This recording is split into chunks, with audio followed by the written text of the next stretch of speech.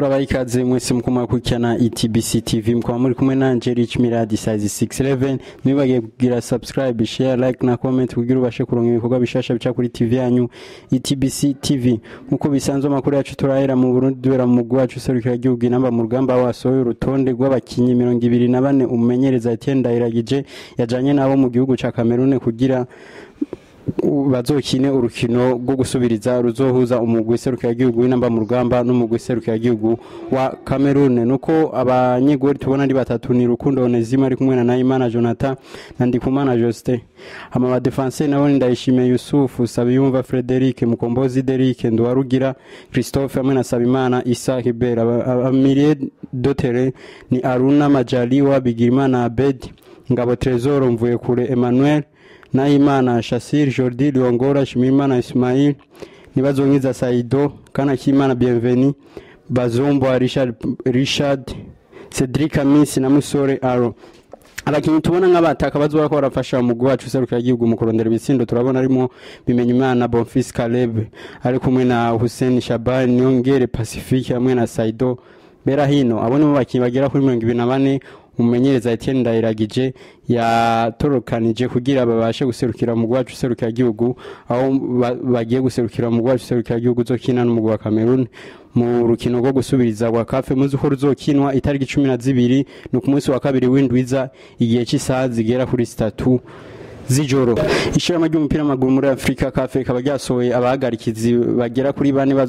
bazohagarikira urukino rw'inamba mu rugamba uzoburi kurahura n'umugwi wa Lions and October wo mu gihugu ca Cameroon nuko umuhagarikizi mukuru wo hagati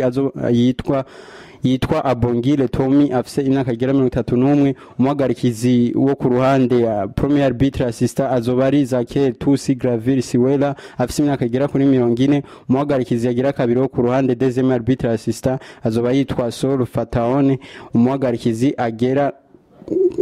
kuwa kane azoba yitwa Jerry Chavani w'imyaka 27 byumvikana ko abahagarikizi bose uko ari bane n'abahagarikizi akaba arabahagarikizi mpuzamakungu byerekana ko ubwo rukino CAF yafashe nk'urukino ruzoba rukomeye ruzoba rukorahuza umugwi wacu w'igihugu inamba mu rugamba aho uzoba wagendeye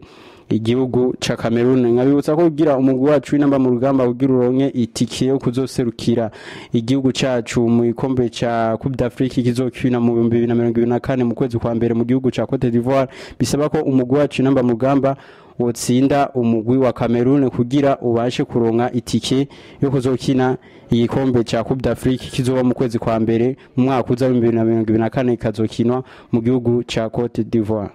Tuciye gato muri Primus League nuko ku munsi no munsi yakinywe urukino rw'indwi igira kane aho umugwi wa Aigle Noir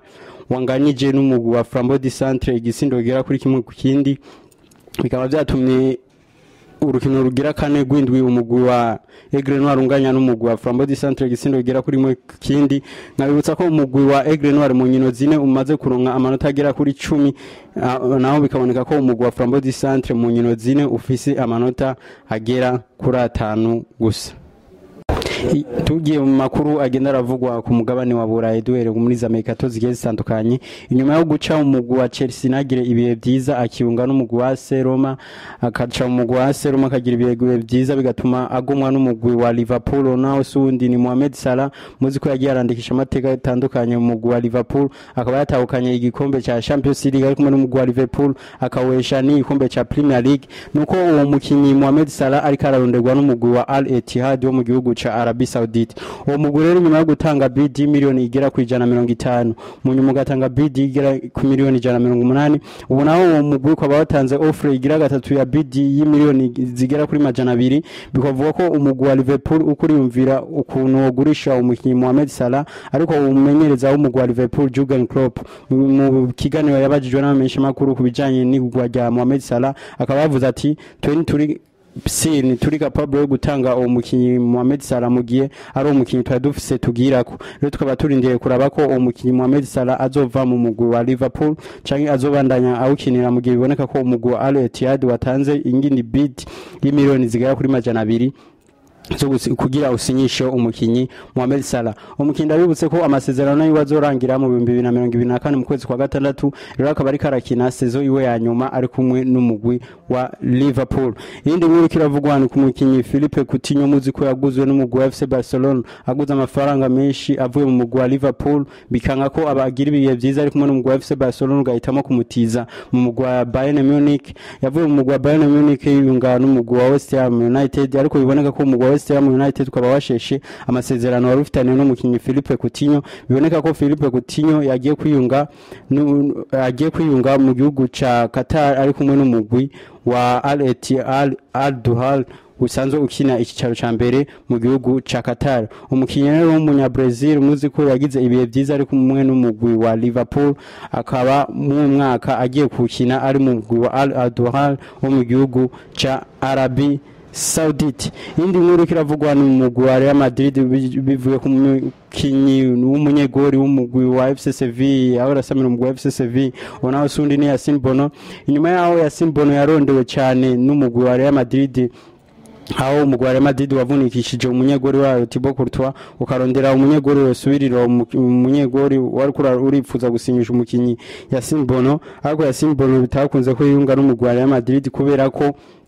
umugwi wa Real Madrid warifuza gusinyisha umukinyi Yasin Bono, ariko uravye ko mu kwezi kwa mbere muzi ko azokinwa igikombe ca Coupe d'Afrique kizokinirwa mu gihugu ca Cote d'Ivoire, bikaboneka ko umunyegori Yasin Bono yaca ava mu mugwi wa Real Madrid mu gihe igikombe ca Coupe d'Afrique gitanguye. Rero umugwi wa Real Madrid wacu uvamo muri dossier yo kurondera umukinyi Yasin Bono, waho wacu usinyisha umunyegori w'umugwi wa Chelsea Kepa Arrizabalaga, muzi ko ariko arasamira umugwi wa Real Madrid mu isezo igiye kuza. Mu majambo yagiye aratangaza rero Kepa Arrizabalaga akaba yatangaje amajambo menshi avuga ati ndanezerewe kubona ndiko nasamira umugwi wa Real Madrid, ati nari maze gushika ku ikibuga Santiago Bernabeu icuro zigera kuri 3 ndi kumwe n'umugwi wa Chelsea, ati nararaba ndavye muri vestiaire y'umugwi wa Real Madrid nkumva ndaryohewe, nkumva ko nifuza kuzosamira umugwi wa Real Madrid nyicara no kuri vestiaire y'umugwi wa Real Madrid, ariko ino munsi bikaba byabaye impamo indoto zanje zikaba zabaye izukuri. Bikaboneka ko umunyegori Kepa Arrizabalaga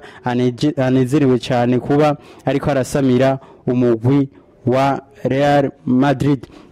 Kandi gakuru ko aravuga mu mugwi wa Arsenal nuko umumenyereza w'umugwi wa Arsenal wona sundi n'umunya Espanyol Mikel Arteta amenyesha ko atiteguriye gukinisha umukinyi Nicolas Pepe, muzi ko umukinyi yaguzwe amafaranga menshi ava mu mugwi wa Jesse Nice mu gihugu cy'u Faransa. Rero umumenyereza w'umugwi wa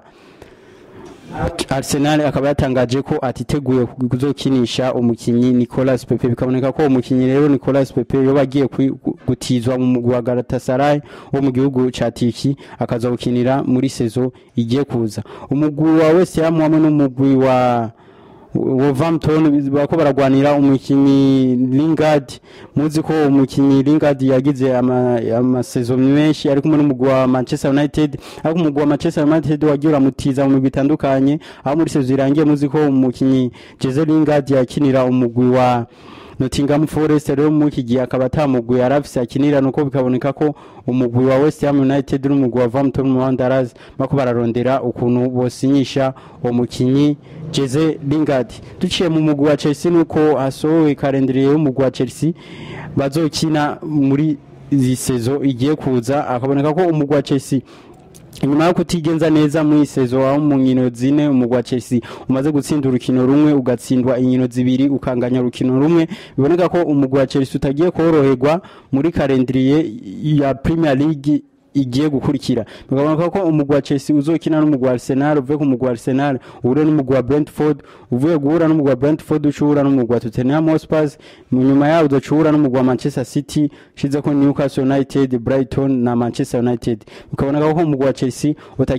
utagiye koroherwa muri calendrier ya Premier League igiye kuza inyuma ya trêve international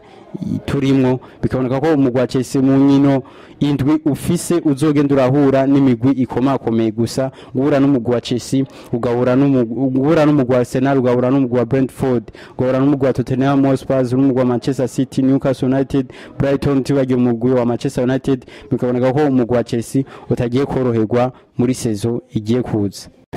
Nagomba nabashikize urutonde rw'abakinyi bamaze kugurwa